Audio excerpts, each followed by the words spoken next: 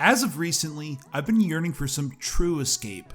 Perhaps the ultimate escape is a journey back to those pleasant childhood memories.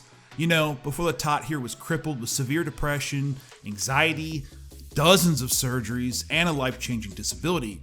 Wait, is this why adults drink or do meth? Anyway. And you filled this up with vodka, didn't you? In that deep longing for some sort of happiness, I remembered a hallmark of my childhood, a great Saturday morning cartoon titled Beast Wars. The 3-season length show was like its predecessors, built for children, but in the end, the show is more than meets the eyes. Get it? Somebody laugh. Come on, that was pretty funny.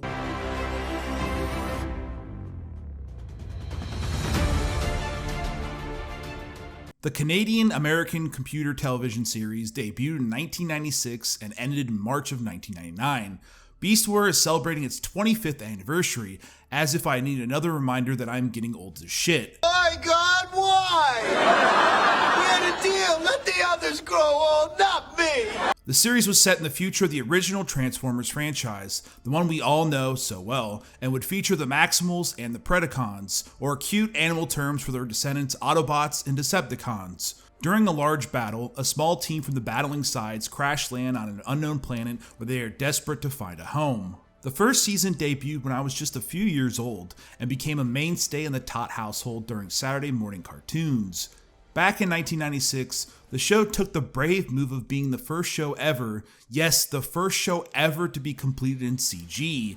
The risk in developing the show in this method was rewarded with a Daytime Emmy Award for Outstanding Individual Achievement in Animation. The bold move would prove to be costly, as the first season cost a reported $18 million to create. This required some interesting ways to crush cost, like limiting the amount of characters in scenes, and even having certain cast members do several voices, such as the wonderful voice actor Sam McNeill, who voiced 4 different main characters. Scott McNeil, I play Dinobot, Red Trip, Raspinator, and Silverbolt. One of the most famous Hey, I Know That Guy actor Gary Chalk voices Optimal Prime in one of my favorite animated voice performances ever. How do you feel?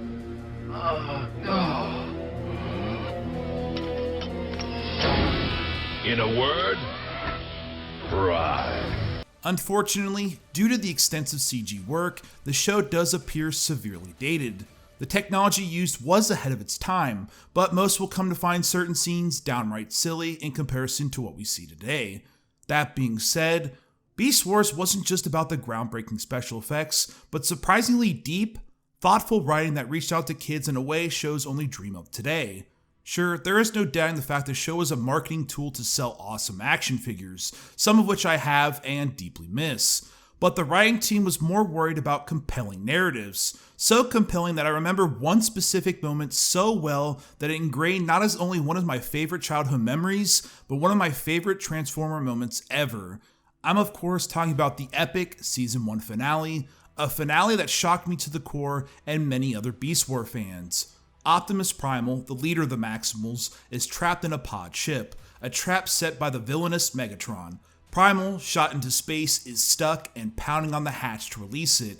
Nothing happens, and his final words are him screaming the villain's name before exploding into a gazillion pieces. You lose. 10,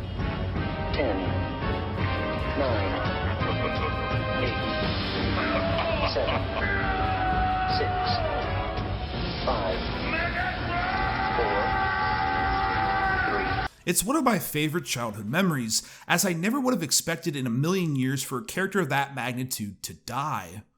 In fact, for a children's show, Beast Wars featured several deaths in what can only be described as the Game of Thrones for kids.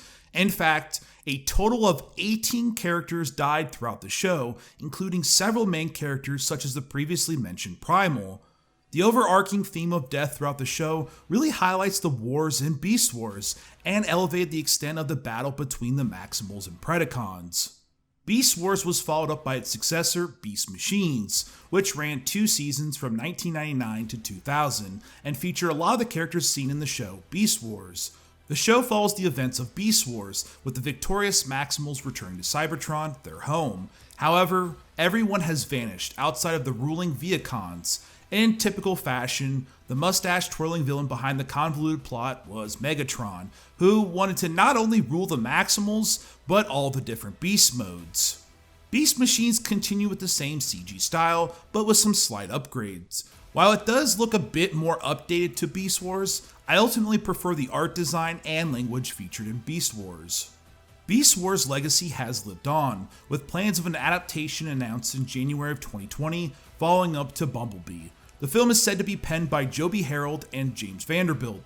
Nothing else is known, but I'm hopeful they adapt the television show and retain the great concepts deployed by the show. Well, I don't like the looks of this.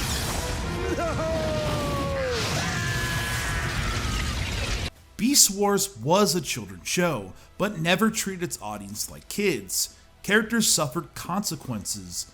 It was a far more mature show than some of its rivals on the Saturday morning circuit and pushed an intense pace that is rewarding even as an adult. In my opinion, the show's fun story, action-packed sequences, and top-notch voice acting makes this one of the better, if not best renditions the franchise has ever created. If you've scanned me, you know that we did not come to this planet by choice. Yet you are here. You can easily pick this show up on Amazon right now, and I highly recommend it as it is one of the best memories of a 90s childhood.